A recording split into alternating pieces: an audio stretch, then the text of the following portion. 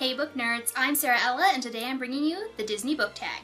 If you've been watching my channel for a while, you know I absolutely love Disney. I have worked at both Disneyland and Walt Disney World. I worked in the entertainment department as a character. My favorite role that I played was Alice.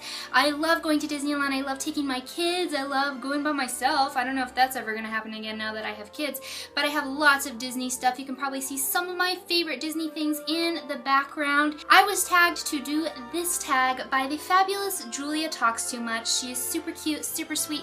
Definitely check out her channel. Thank you so much for tagging me, Julia. The original video was created by Catty-tastic. I will post the links to both of their videos below so you guys can check them out. This tag is basically in which we have a set of questions to answer relating books and characters to classic Disney films. First up is The Little Mermaid. Name a character who is out of their element or a fish out of water. I'm definitely gonna go with Kath from Fangirl for this. She is kind of just inside herself. She doesn't really want to have the college experience. She just wants to sit at her desk all day and write fan fiction. I'm not gonna give any more away. I love this book. I talk about it all the time and you guys know this, so there you go. Cinderella, a character who goes through a major transformation. I'm going to go with Juliet from the Shatter Me series. I really didn't like Juliet in this first book, but as the series progresses, she just changes so much. I love what Tahira Mafi did with this character. I think that Juliet became somebody that I could root for, that I could care about by the end of the series. She's totally different by the third book. Snow White, a book with an eclectic cast of characters. I'm gonna go with basically the whole entire Lunar Chronicles series to this point. I mean, you've got Cinder, who is a cyborg, and she's basically best friends with her android, Aiko, and that's not a spoiler. But throughout this series, if you've read it, you know we get to meet some pretty interesting people, all of whom I love. I think Marissa Mayer does a great job of putting diversity into her books. There is just so much going on, and I love all of these characters except for Queen Lavanna, of course. There's definitely a wide range of characters, so even if you don't like a certain character, there's bound to be at least one character that you love in the Lunar Chronicles. Sleeping Beauty, a book that put you to... Oh, did I fall asleep? What is a book that put me to sleep? Most recently, I'm going to have to say, I know this is unpopular, A Court of Thorns and Roses by Sarah J. Maas. I really couldn't get into that book until about the last 50 pages. If you want to see my discussion video on this, I will put a card up here. I talk a little bit more about why I couldn't get into this book and what I didn't like about it. I'm sorry if you guys loved that book, it just wasn't for me. The Lion King, a character who had something traumatic happen to them in their childhood. I'm going to go with If I Stay by Gail Forman because I think that Mia is basically still a child when she is in this book. It's basically not a spoiler to tell you what happens because it's in the book blurb. I've not been reading a lot of book blurbs lately because I don't want to have that extra knowledge of what's gonna happen. Just know that Mia goes through a super traumatic experience as a teenager. I really love this book. I loved Where She Went, which is the second in this duology, even more. So I recommend it if you're looking for a good contemporary.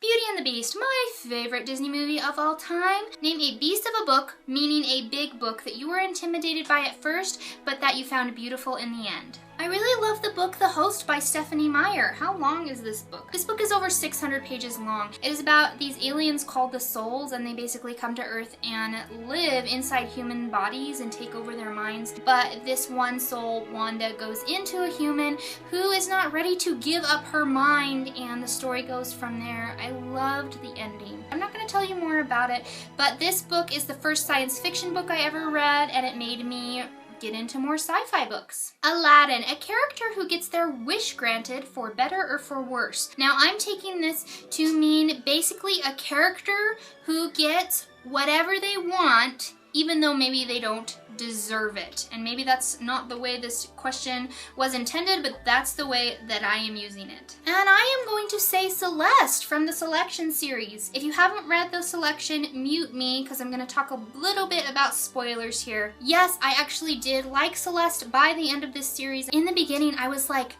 why are you still there? Why is Celeste even part of this? How is she lasting as long as she did? I did not care that she would have been a great alliance for Maxon. She was awful. You guys have to admit, she was awful at the beginning, but she seemed to basically get whatever she wanted no matter what she did, and it made me really mad. So that's who I'm choosing for this question.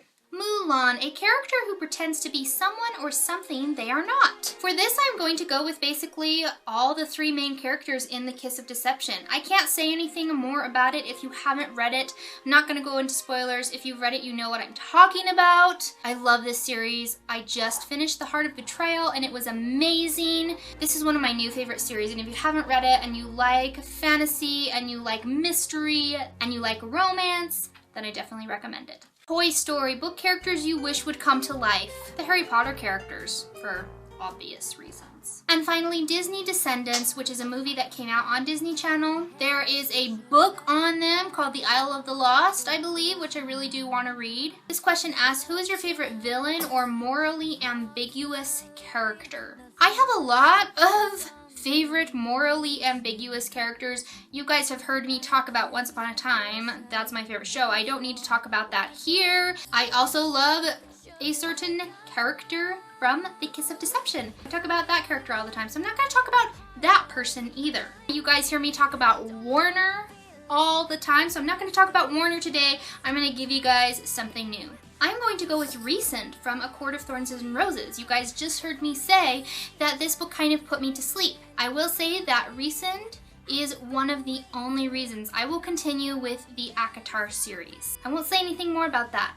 I really like him. I want to know more about him. Thank you guys so much for watching the Disney book tag. I'm going to tag a few people, including my friend Steve the Lawn Gnome over at the Lawn Gnomes channel. Steve is probably going to do these questions based on film, but he has lots of great Disney classic film reviews. He loves Disney. So here you go, Steve. I'm tagging you. And I'm going to tag a couple other people down in the description box below. I'm going to try to find people who haven't been tagged for this yet. So look for your name down there. And if you haven't been tagged and you want to do this tag, go right ahead. Let me know in the comments and I will officially add you to the description box. Please tell me who your favorite villain or morally ambiguous character is. And until next time, happy reading!